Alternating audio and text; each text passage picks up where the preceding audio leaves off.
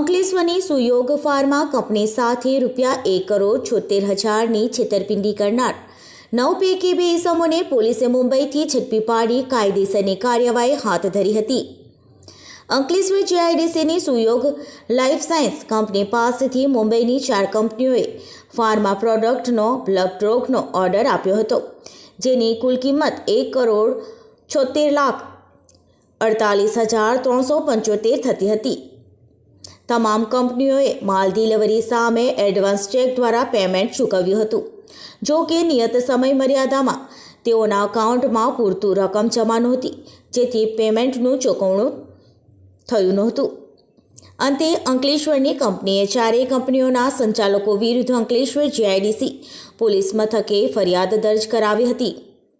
Ankleshwar GIDC પોલીસે મુંબઈની Paramahamsa એન્ટરપ્રાઇઝના Arun Dasharath Sharma, Ranjit Sindha, અવિવા life સાયન્સના માલિક રાજેશ ઉનીકૃષ્ણન નાયર, પંકજ અગ્રવાલ, હબ ફાર્માના માલિક સૂરજ તુલસીરામ, નિરંકાર સમીર અગ્રવાલ, વોટર્સ મલ્ટીટ્રેડ ઇન્ડિયાના માલિક અવિનાશ પ્યારે શિવપુરી, આકૃતિ અવિનાશ શિવપુરી, વિનીત શર્મા સામે છેતરપિંડીની ફરિયાદ 4 માર્ચે નોંધી હતી।